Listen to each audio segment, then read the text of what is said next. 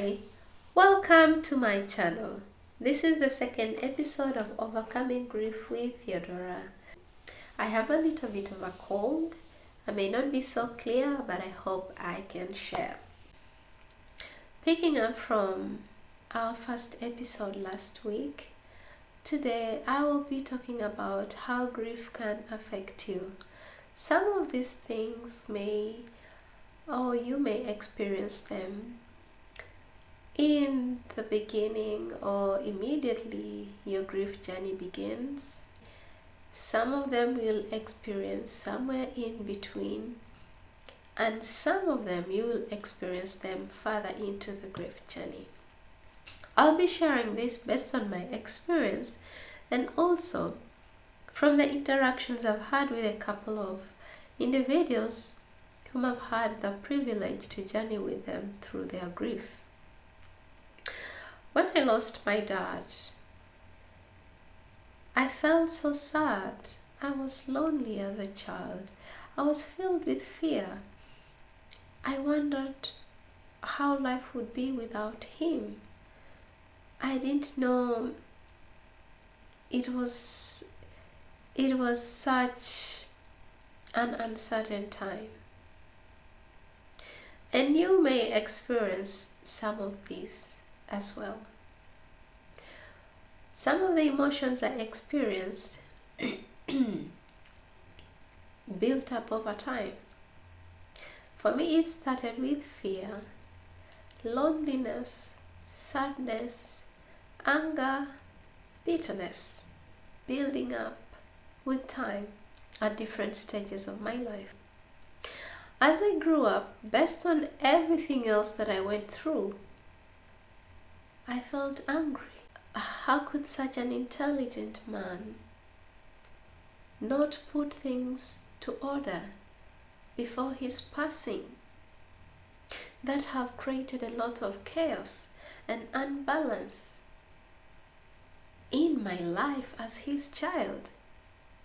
And I felt so angered that it progressed into bitterness that made me forget everything beautiful I had shared with him.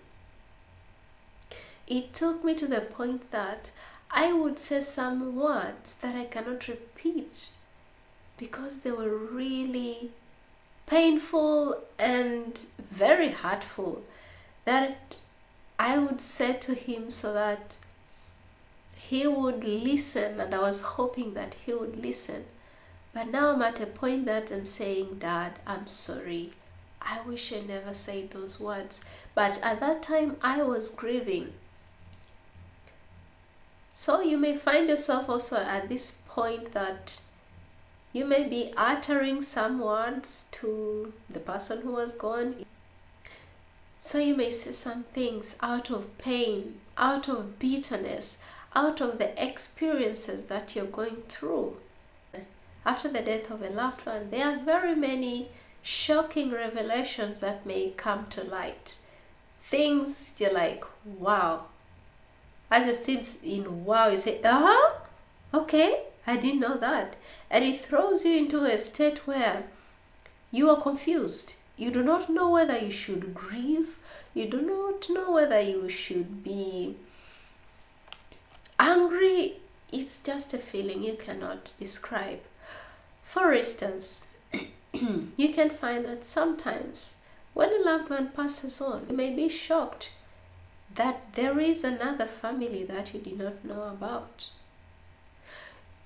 You'll be shocked that your loved one had accumulated several debts that were undisclosed.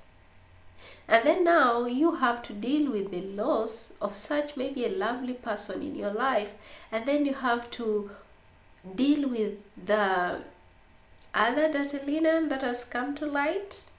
So it puts you into a state where you're confused. You don't know whether you should grieve, you don't know whether you should cry, and it makes you feel betrayed.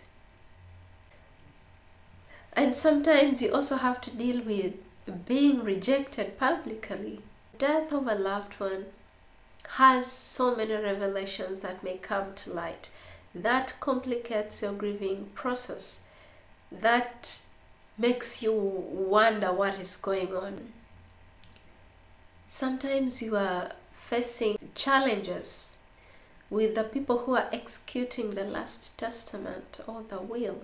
You find that they act contrary to what you are hoping for. You find that you're being chased out or evicted from your home, and you have to start from scratch, and yet you thought you had a standing. Still, you have to find a way of dealing with the betrayal, going through the grief process, and everything else.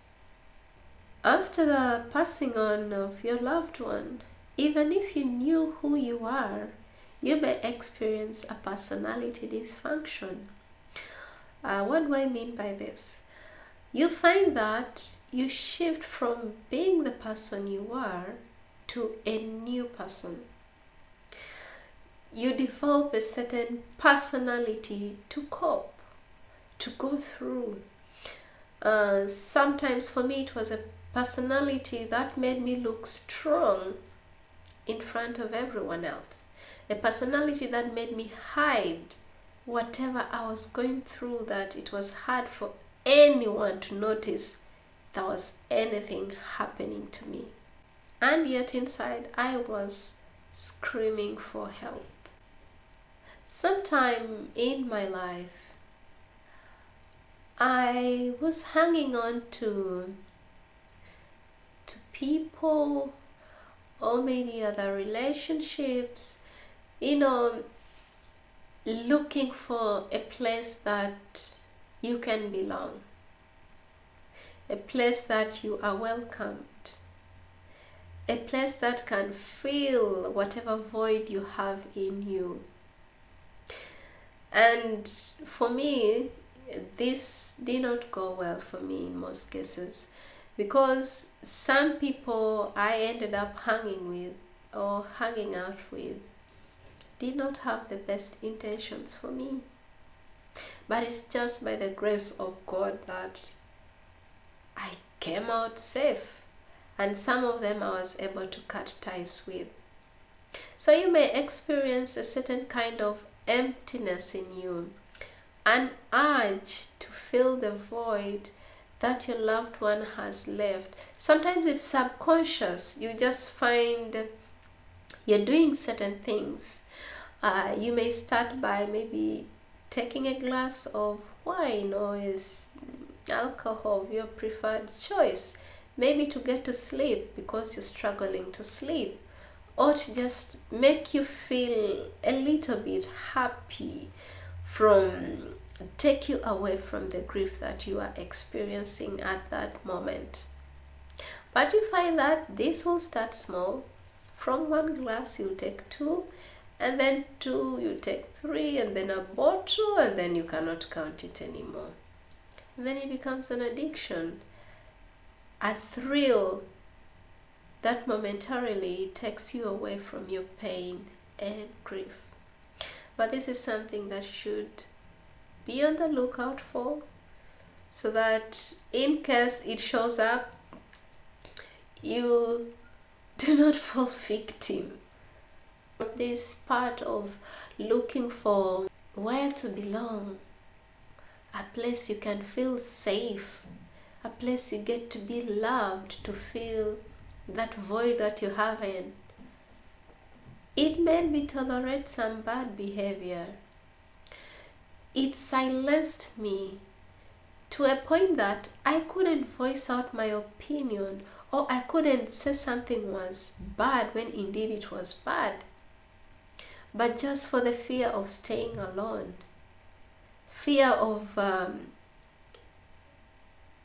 where do I go, how do I start again?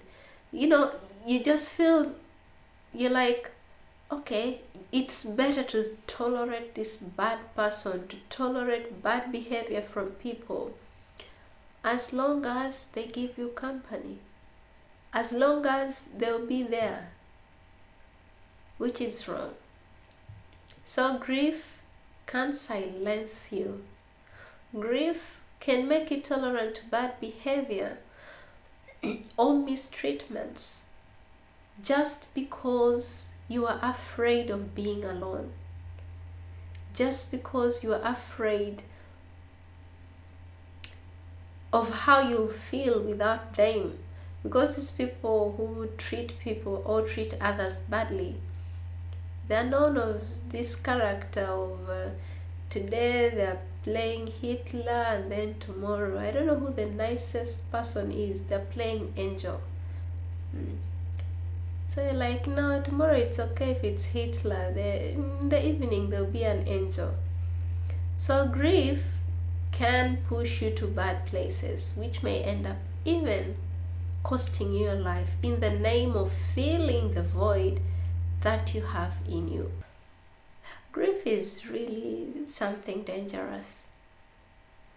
It will trick your mind and make you look at everything beautiful and not be able to acknowledge it. I don't know if you can relate with it. You know, there were so many beautiful things that happened to me in my life, but I could not admit them. I would meet very amazing people, but I would push them away with the thought at the back of my mind that, you know, these guys are not real. They will die anyway.